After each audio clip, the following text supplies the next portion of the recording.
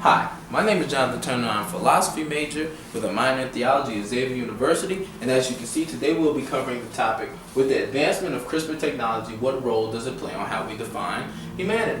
Now, to address this topic, we'll have to do two things early on. We'll have to discuss what CRISPR is, and we'll also ask, how do we define humanity already in the modern world? What CRISPR is, it is gene editing technology that allows scientists to attach proteins to genes and DNA strand that can suppress, strengthen, or even cut out genetic traits. Now you can do this in humans, you can do this in plants, you can do this in animals, any living thing that has DNA. So with that, you can cure diseases, you can strengthen crops, you can strengthen cattle, you can do generally anything, you can even do it for cosmetic purposes, anything biological, right? So, but when we're defining humanity, we can also do this in two ways though. We can do this in a biological sense,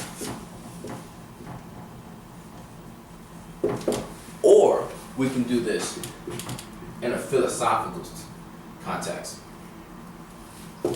Now, if we do this in the biological sense, you're generally going to hear arguments pretty much that resemble what you're going to hear in your average college freshman course. You're going to talk about DNA, you're going to talk about genetics, generally the way people already accept, right?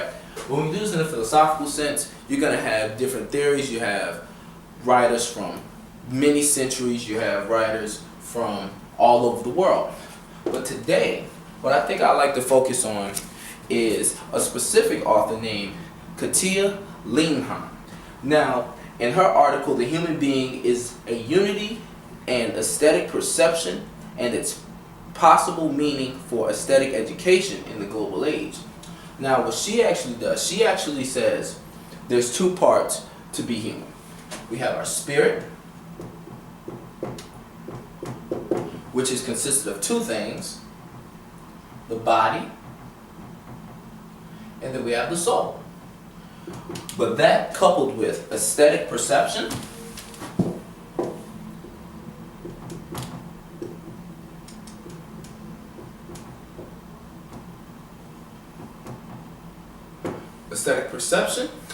which encompasses three main things she likes to attack: emotion, intellect, and as well as the imagination.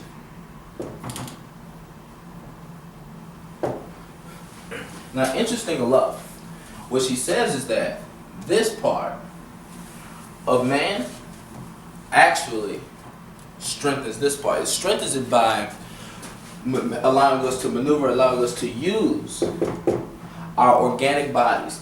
And we take our emotion, we take our intellect, we take our imagination, and we actually perceive, and we actually look at our existence in the universe and ask certain questions and actually aim to figure out what it actually means to be human and ask more questions that science doesn't aim to.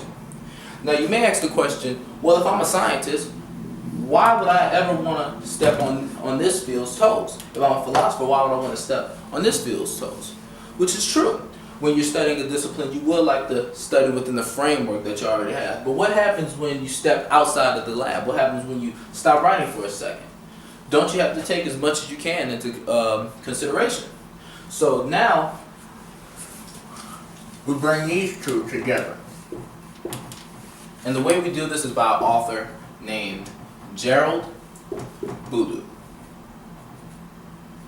Now, what Gerald Boodoo says, Gerald Boodoo suggests that both of these areas,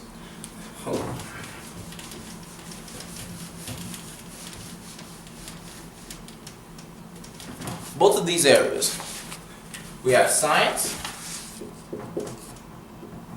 and then we have philosophy. Now, he actually even goes to say, put theology right along over there. Now, he actually goes to say these two things are actually the same. They're two disciplines that aim to do the exact same thing, define man's existence in the universe. So, science and philosophy come together and they define man's existence in the universe, and as well as the universe itself.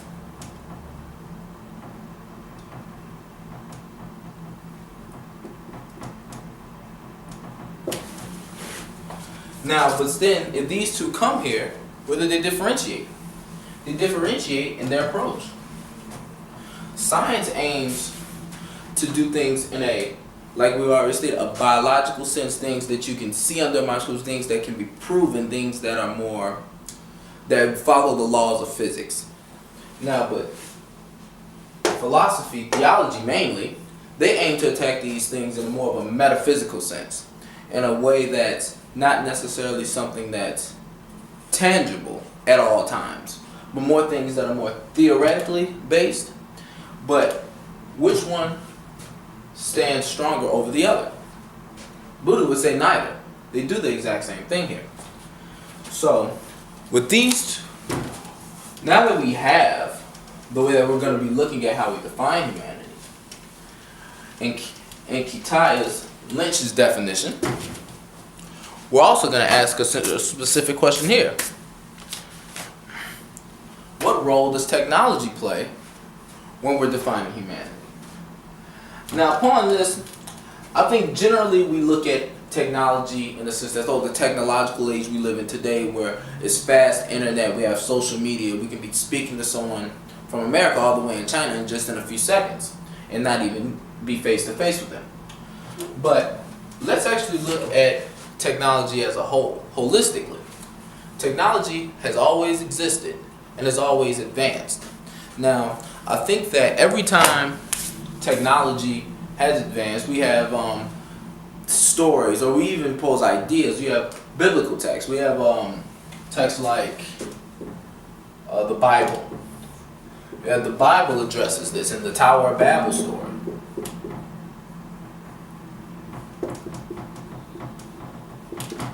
And then you can even go all the way to today in science fiction novels.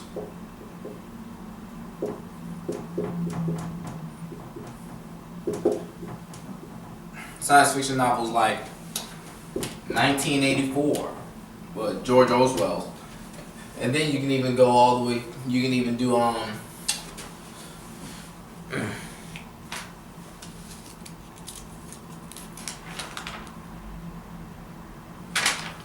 you can even do the famous text, do androids dream of electric sheep?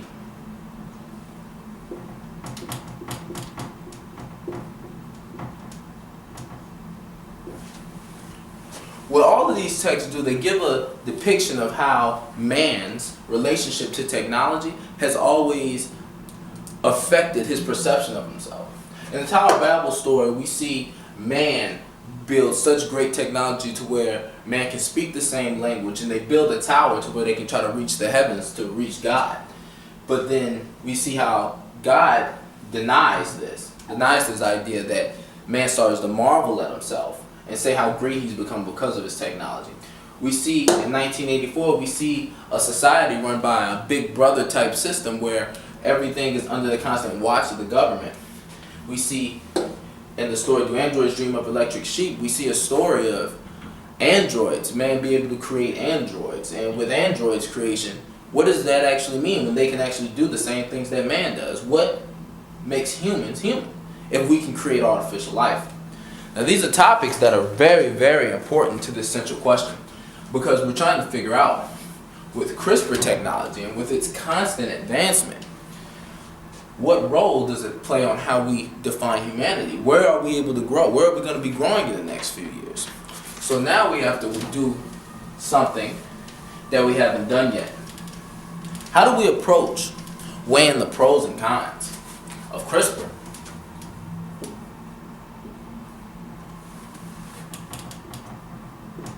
How do we approach weighing the pros and cons of CRISPR? I think that the main pros, let's go with three. Three pros is that we can treat and cure disease.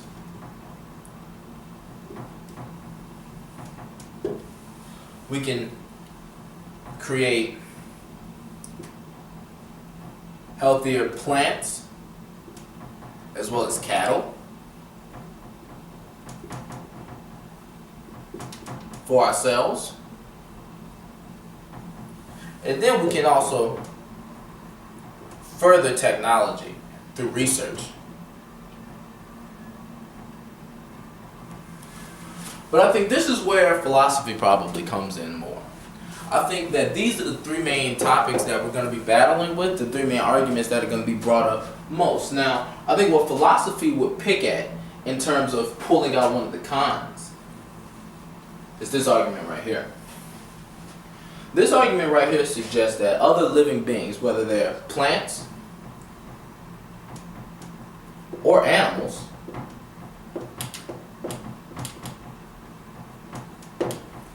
their purpose serves man.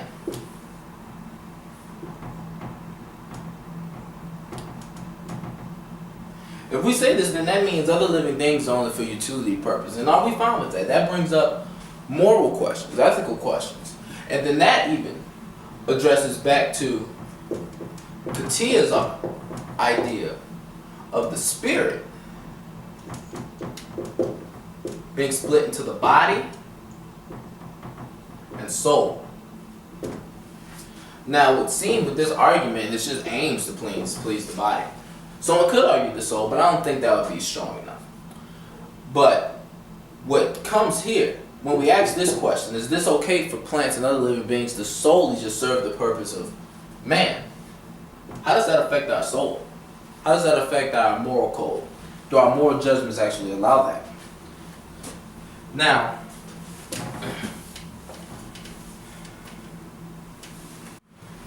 I think it's important to address another central question. So now that we've established the importance of philosophy and science, how can they come together to benefit the human person to where they're not at constant war? I think that we have to go back to Jared Boodoo's idea of looking at the topic and man's existence holistically. Boodoo, because he strongly believes that science and philosophy are the same,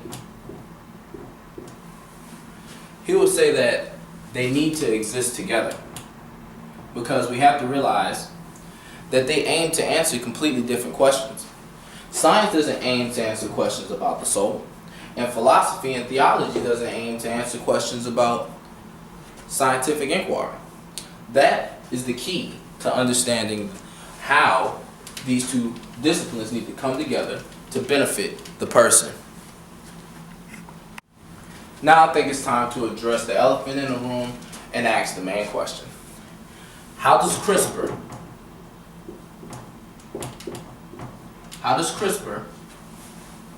affect how we view ourselves?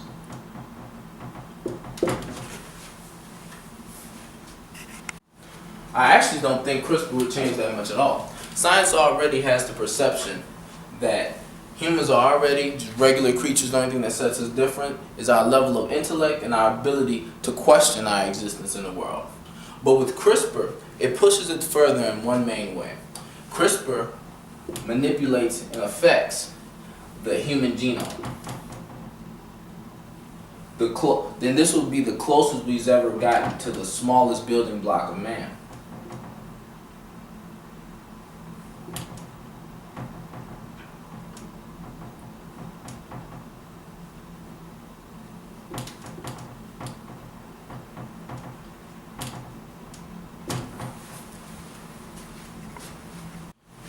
If anything, I think CRISPR would also continue to have science defeat the purpose of philosophy. Because I think that with this technology, it furthers and reassures its strength in the modern world.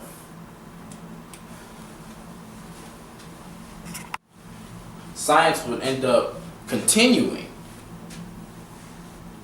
defining what it means to be human, and it will reach a specific level that philosophy just hasn't reached just yet for a mass number of people.